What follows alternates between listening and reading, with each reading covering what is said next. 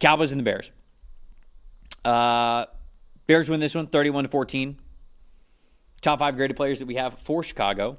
Normally our cutoff is you got to play 25 snaps. Luther Burden didn't play 25 snaps. I don't care. I put him on the list anyways. Luther Burden the third. 93.0 overall grade in this one. On the receiving end of maybe the longest flea flicker of all time when it comes to the pass back to Caleb Williams being a looping pass and then Caleb just bombing it 70 yards.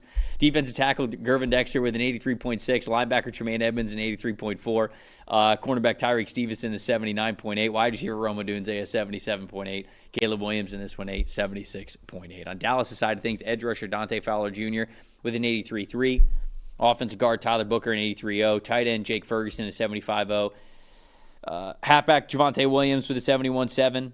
Edge rusher Osa Odigizua with a 71.3. And then quarterback Dak Prescott a 79.0 in this game. Dalton, what are we talking about here? All right, simple. Look, we know for a fact now. It's simple, he says. Very simple. We know for a fact now, yes, the Cowboys' defense is awful. But this was the first game front to back that you really wanted to see everything you could out of Caleb Williams and out of Ben Johnson. I've got Caleb as my stat that tells a story. 10-plus yard throws, so we're attacking vertically down the field. He's a vertical passer. Let's attack it. 82.8 passing grade on these throws. 7 of 13, 186 yards, 4 touchdowns, 3 big-time throws. And the biggest part in this matchup, because the Cowboys have no pass rush to speak of, he had an average time to throw of 3.3 seconds when he was able to throw it 10-plus yards down the field, right? So it's just the Cowboys' lack of pass rush, the Bears and the play calling, Caleb making the throws when needed, and there was some open ones as well. You mentioned the flea flicker. There was two throws back-to-back that I was so impressed with at the end of the first half in the 2-minute drill, both right down the seams of the defense. Caleb looked confident in this game, and not just confident for the first 15 plays or for a quarter. He looked confident throughout the game, and he trusted the vertical concepts that Ben Johnson was calling. And honestly, going back on this, my most impressive part of this game is actually Ben Johnson. He calls a lot of darn good games because he's one of the best in the business, but I thought in this game you really saw the full depth of what he wants to do. First with the foundation of the offense, and then second, we know him for all these trick plays. I mean, they were there. The flea flicker for the touchdown. 2 end-arounds that both hit big plays. There was a wildcat reverse pass-looking thing they were setting up that Caleb ended up scrambling late in the game, but also you look at what he's done just in the base of the offense. 14 play-action passes, 10.6 yards per play on those. 5 screens that got 9 yards per play. And the last one I think might be the one that sticks the most if we can kind of get this offense really going right with the chemistry. So the first 2 weeks, 48% motion rate for the Bears. One of the 5 or 6 lowest marks in the league through the first 2 weeks. This week, 76% motion rate. 3rd highest in the NFL behind the Bills and Dolphins both playing on Thursday. I think he's adding, now he's getting, because again, this was going to be a process. Young quarterback, young offense, first-time head coach, complicated offensive system, starting to get into the depth of it. I think if that motion and these layers of this offense start getting built in here, and again, Dallas defense is awful. There's no question about that. But you could start seeing more days like this from Ben Johnson and from Caleb Williams. And I'll say this for Caleb, too, just in a general sense. Yeah, you missed some throws. Sure, everybody misses some throws.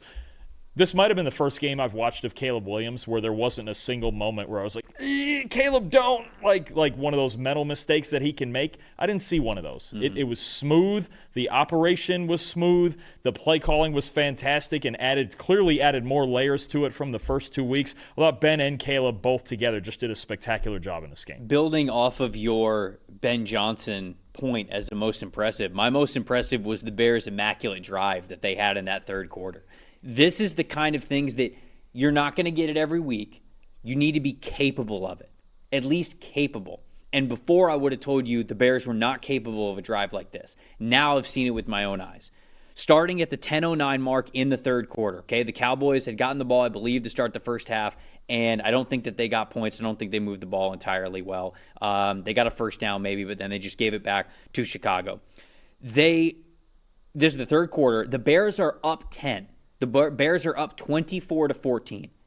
They proceed to go on a 19-play, 76-yard drive that takes up 9 minutes and 54 seconds off of the clock for a touchdown. They had 4 third downs that they converted and 1 fourth down, which was the goal-to-go situation in which Caleb Williams found DJ Moore in the back of the end zone. That put them up 31-14.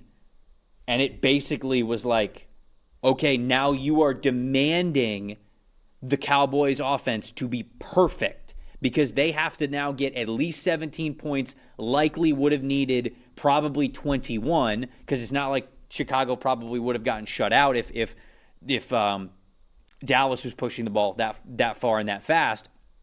They would have probably had to have 3 touchdowns in order to get back into that game and win it.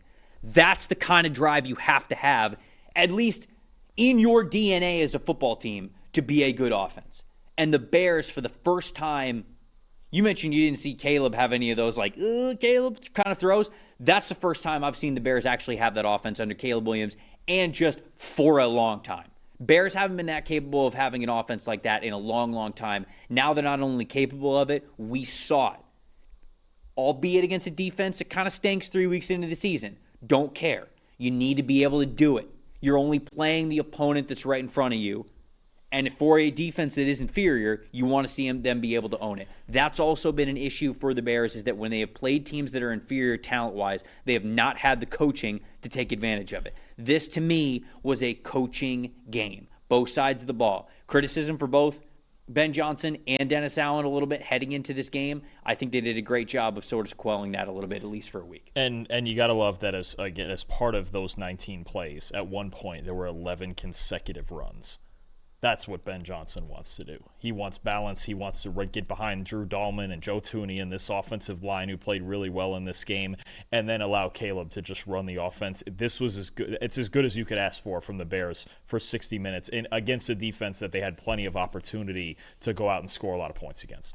My most disappointing was the Cowboys defense. But to be honest with you, I thought the stat that told the story throughout the game was Dak and the Cowboys offense on third down. So Brian Schottenheimer, he's calling plays, I think, for the first time since 2020.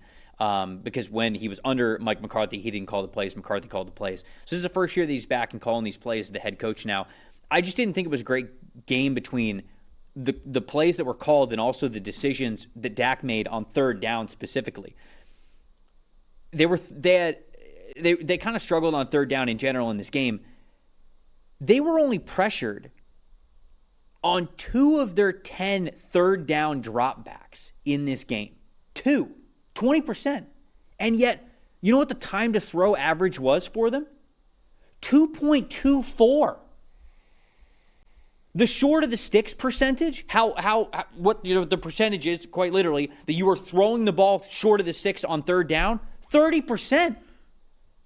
You're only pressured on 2 of your 10 dropbacks. You're getting the ball out of your hand lightning quick, unnecessarily quick, and you're throwing it short of the sticks. I was there were a couple 3rd and 12, 3rd and 14. Is it likely that you're going to pick those up? No. But they didn't even give themselves a chance on some of those. I was very shocked at how conservative the Cowboys were on third down in this game. And I think that it was absolutely something that came back to bite them. I do wonder with CeeDee Lamb, this is my most disappointing part, and it's not great for the Cowboys offense, obviously, going forward. With so much of their offense centered around CeeDee Lamb and everything that he can do and everywhere he's lined up, him getting hurt so early in this game, you wonder how much that took out of the playbook for Brian Schottenheimer, considering, because he just moves around, and he's a lot of times the motion guy inside, outside, doing everything that this team needs. He only played 7 snaps in this game. He got hurt early in the first quarter and then played 1 more snap and came out. You just wonder if that took a lot schematically out of there. And now it's being reported now he's going to miss high ankle sprain. At least the next 2 weeks he's out, at least. Yeah. So they're not putting him on an IR, but it's at least 2 weeks and possibly 3 to 4. It's not good. If there's one guy they can't lose when you talk about multiplying what they can do in their playbook, that's the guy right there. Now this offense, I hate to say it, and I know they have Kevontae Turpin and Jalen Tolbert and guys like that, but CeeDee Lamb is the guy that schematically you worry about the most with how much he moves around. I wonder how much in game him getting hurt, that played a factor in some of that kind of stagnating, especially on third down.